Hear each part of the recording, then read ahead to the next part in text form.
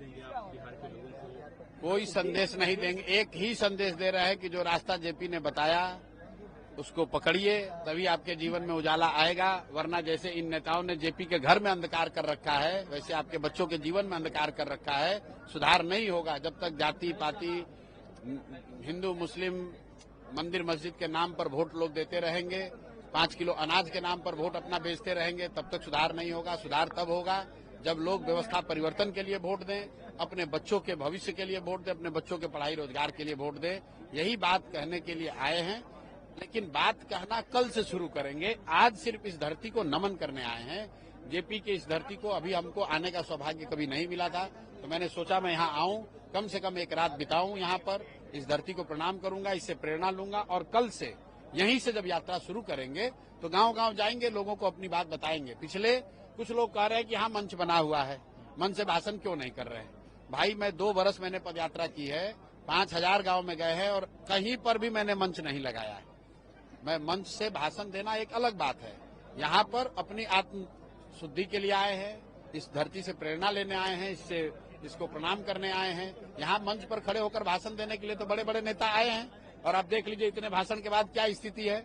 JP के अपने घर का बिजली कटा हुआ है क्योंकि बिहार सरकार ने बिजली का बिल नहीं दिया हुआ है, तो क्या भाषण देंगे हम लोग। हम लोग को तो आत्मग्लानि होनी चाहिए, मुझे भी होनी चाहिए, क्योंकि हम भी बिहार में घूम रहे हैं, लेकिन हमको भी ये नहीं पता था।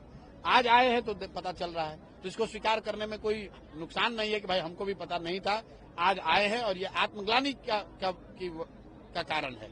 बिहार का कोई भी व्यक्ति, आप हमको सुन रहे हैं, अरे भाई आपके सबसे बड़े पुत्र यहाँ पर जेपी, उनके घर अंधकार में है, आपको नहीं पता है, यहाँ के लोगों को नहीं पता है, सरकार को नहीं पता है। 4 लाख रुपए के लिए उनका बिजली का बिल कटा, उनका घर में अंधकार है, तो प्रशांत किशोर को सुनकर क्या कीजिएगा। तो हमको यहाँ बैठने दीजिए, रात भर हम यहाँ रहेंगे। अपनी चेतना के लिए आए हैं, अपनी समझ के लिए आए हैं, यहाँ भाषण देकर लोगों से वोट मांगने के लिए नहीं आए हैं। लोग को ये जरूर कहेंगे मेरे भाई जगो, अभी से भी जगो, नहीं जगोगे तो 1 प्रशांत किशोर आए कि 10 प्रशांत किशोर, जीवन आपका सुधरेगा नहीं। अगर आप अपने बच्चों की चिंता नहीं करोगे तो दुनिया में कोई आपके बच्चों की चिंता नहीं करेगा। आप लगभग 2.5-3 सालों से बिहार में घूम रही, पदयात्रा भी कर रहे हैं, ये बिहार बदलाव यात्रा, ये दोनों कैसे अलग भाई, ये एक पॉलिटिकल यात्रा नहीं बिल्कुल, देखिए पदयात्रा इसलिए था जिसकी गांव-गांव जाकर जन सुराज के विचार, उस परिकल्पना, उस प्रयास के बारे में बताया जाए। पदयात्रा इसलिए था कि गांव-गांव जाकर ये बताया जाए कि जिस विकल्प न होने का रोना आप रो रहे हैं, आप में वो ताकत है, सामान्य जन में ये ताकत है कि वो साथ में आकर एक नया विकल्प बना सकते हैं, एक ऐसा विकल्प बना सकते हैं जिससे कि उनको भाजपा के डर से लालू जी को और लालू के डर से भाजपा नीतीश को वोट न देना पड़े।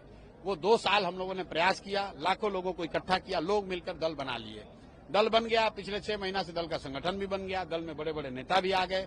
अब प्रशांत किशोर की ये जवाबदेही है कि हम फिर से जनता के बीच में जाएं, क्योंकि 5 महीने के बाद चुनाव है, और उनको बताएं कि भाई जो बिहार की जनता ने मिलकर ये विकल्प बनाया है, इस बार गलती मत करो, अपने बच्चों के लिए जगो, अपने बच्चों की शिक्षा रोजगार के लिए वोट करो।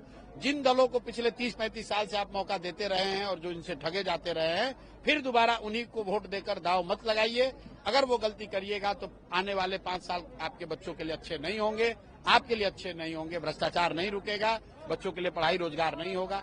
अगर उसमें सुधार चाहते हैं तो नया विकल्प जो जनता ने मिलकर बनाया है उसके साथ खड़े होइए, सही लोगों का चुनाव कीजिए, सही मुद्दे पर चुनाव कीजिए, तभी सुधार